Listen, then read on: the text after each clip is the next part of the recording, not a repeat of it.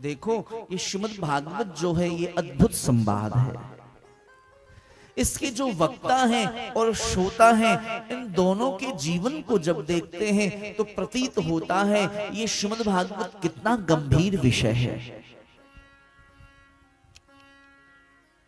श्रीमद् भागवत के प्रधान वक्ता कौन है? जोर से बोलिए। भागवत के प्रधान वक्ता कौन है? श्री सुखदेव जी महाराज। कल पधारे थे ना सुखदेव भगवान, और सुखदेव जी की कथा कल मैंने आपको सुनाई। सुखदेव जी का जीवन कैसा है?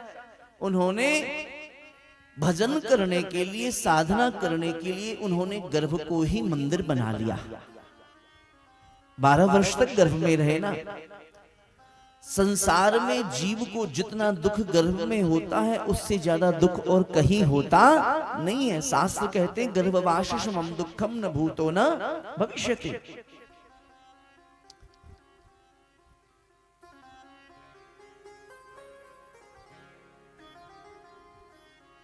ऐसा चरित्र है श्री सुखदेव जी का। और जन्म लेने के बाद नाल छेदन संस्कार नहीं हुआ, नाल को जनेऊ बना लिया। नाल समझ रहे ना? नाल को जनेऊ बना लिया, दिगंबर अवस्था में चल पड़े।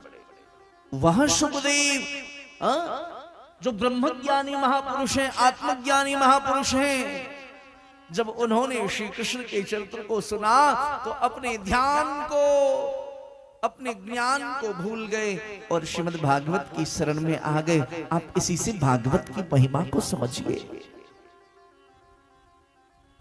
चक्रवर्ती सम्राट राजा परीक्षित, और भी बहुत सारे उपाय हो सकते थे, लेकिन जब सांप लगा तो उन्होंने भागवत जी का शरण लिया।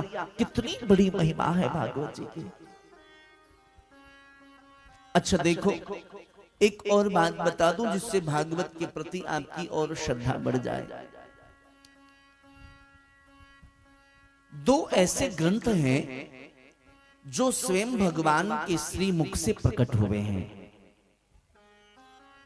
2 ऐसे ग्रंथ हैं जो स्वयं भगवान के श्री मुख से प्रकट हुए हैं। आपने ये बात शायद पहले नहीं सुनी होगी, इसलिए ध्यान से सुनना।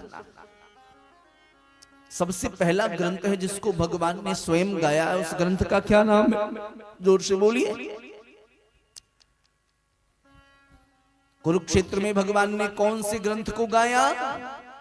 जोर से बोलिए, और जोर से। गीता। अर्जुन को युद्ध के मैदान में गीता के गीत को सुनाया और वो जगत का गीत बन गया। एक तो ये ग्रंथ श्रीमद् भगवद गीता। एक और ग्रंथ है जो स्वयं श्री कृष्ण के मुख से प्रकट हुआ है, उस ग्रंथ का नाम है श्रीमद् भागवत महापुराण। अब आपको ये नई बात लगेगी, आप कहेंगे कैसे? तो देखो, इस ग्रंथ को सबसे पहले किसने किसको दिया? नारायण ने ब्रह्मा जी को दिया चतुश्लोकी भागवत के रूप में। ब्रह्मा जी ने नारद जी को दिया, नारद जी ने वेद व्यास जी को दिया, वेद व्यास जी ने सुखदेव जी को दिया, सुखदेव जी ने परीक्षित जी को दिया, व्यास जी से सूत जी के पास आया और होते होते गोकर्ण जी के पास पहुंचा और अंत में अब वो कथा बहती बहती आपकी जमशेदपुर में पहुंच गई। एक तो यह प्रमाण। तो आप कहेंगे नारायण ने तो 4 श्लोक ही दिए थे, ये तो 18,000 श्लोक हैं, तो और इसका प्रमाण सुन लीजिए। विद्वान श्रोता थोड़ा ध्यान देंगे।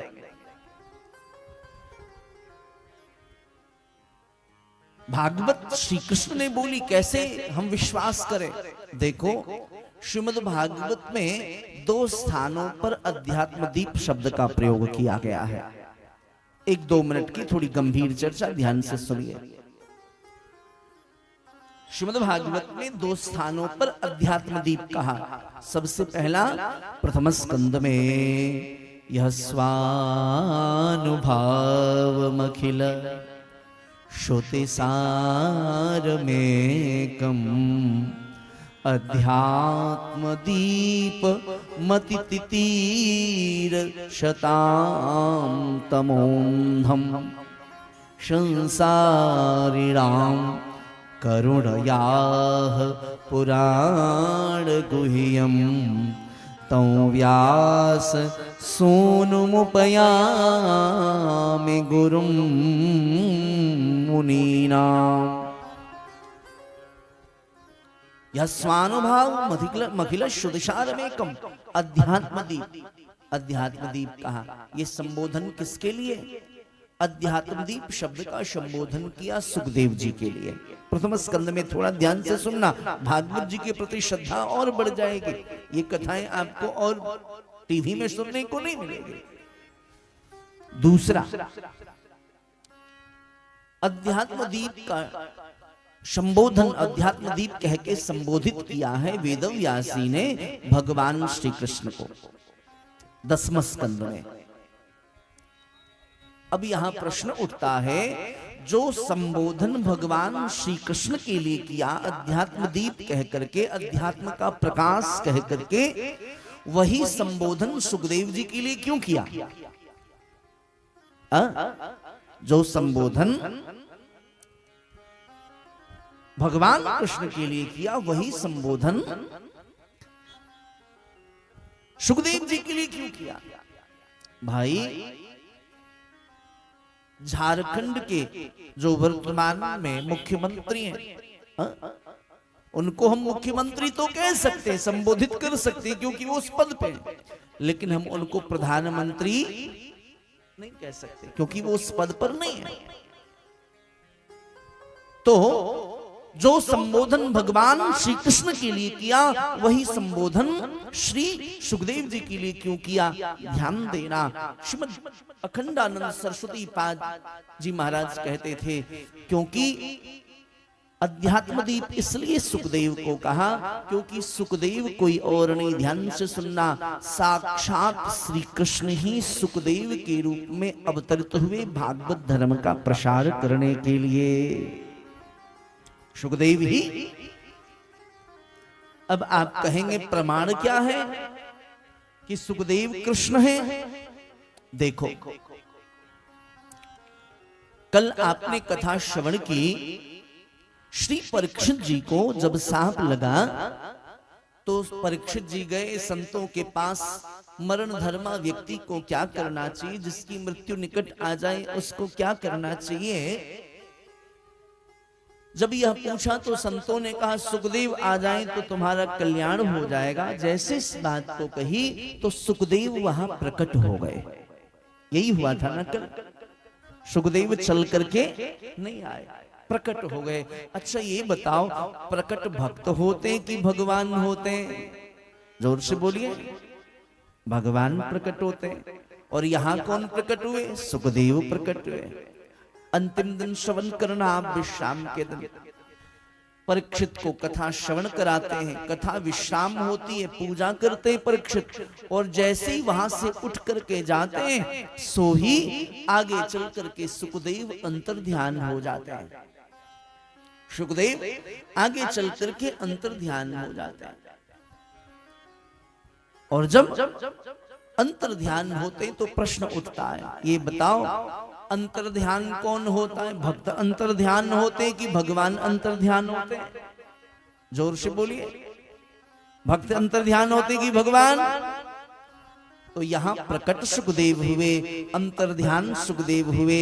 अध्यात्मदीप सुखदेव को कहा। इससे प्रतीत होता है सुखदेव कोई और नहीं, साक्षात श्री कृष्ण ही सुखदेव के रूप में प्रकट हुए। और इसलिए श्रीमद् भागवत भगवान ने स्वयं गाई है। ये श्री ठाकुर जी की वाणी है जो आप श्रवण कर रहे हैं। अच्छा, एक और बात मैं बता दूं, फिर आगे बढ़ते हैं। कल श्रीमद् भागवत की का मंगलाचरण हुआ।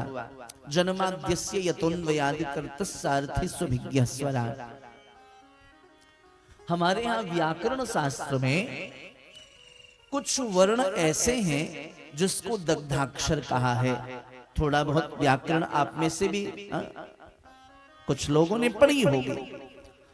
उसमें जो जकार है, जकार को दग्धाक्षर कहा है।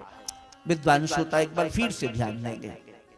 जकार को दग्धाक्षर कहा है। और शास्त्र कहते हैं किसी भी पुराण का मंगलाचरण हो, किसी ग्रंथ को प्रारंभ करें, साहित्य के श्रोता भी बैठे होंगे, वो जानते होंगे इस बात को। किसी भी साहित्य के ग्रंथ को हम प्रारंभ करें तो उसको दग्धाक्षर से प्रारंभ नहीं करना चाहिए। सबका एक प्रोटोकॉल होता है, नियमावली होती है। तो जकार दग्धाक्षर है और दग्धाक्षर से श्रीमद् भागवत प्रारंभ कर दिया। क्यों? जन्माद्यस्य यतोन्वयादितरतश्चार्थस्य विज्ञस्वराट्। देखो उसके पीछे कारण है। शुकदेव वेद व्यास जी को छोड़ करके चले गए, ब्रह्मज्ञानी बेटा चला गया, हृदय दग्ध हो गया वेद व्यास जी का, धधकने लगा। और उस समय नारद जी आए, चिंता न करिए, ग्रंथ का लेखन कार्य करिए, कल्याण होगा। और दग्ध हृदय से उन्होंने श्रीमद् भागवत की रचना की। दग्ध हृदय से भागवत की रचना की। बेटा चला गया छोड़ के, ब्रह्मज्ञानी पुत्र, तो दग्ध हृदय से भागवत की रचना की और दग्धाक्षर से मंगलाचरण प्रारंभ किया।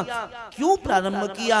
मानो जगत को संदेश देना चाहते हो इस संसार के वासियों, तुम्हारा भी हृदय यदि संसार के झंझावातों से दग्ध हो रहा हो, तुम्हारा हृदय भी संसार के कष्टों से त्रस्त हो रहा हो, तुम्हारा हृदय भी संसार की पीड़ाओं से पीड़ित हो रहा हो, तो तुम्हें किसी और की शरण में जाने की आवश्यकता नहीं। तुम भागवत के शरण में आ जाओ। जैसे भागवत ने मेरे दग्ध हृदय को शांत कर दिया, ऐसे ही तुम्हारे दग्ध हृदय को शांत करके श्रीमद् भागवत तुम्हारे जीवन को धन्याति धन्य बना देगी। इसलिए दग्धाक्षर से मंगलाचरण किया।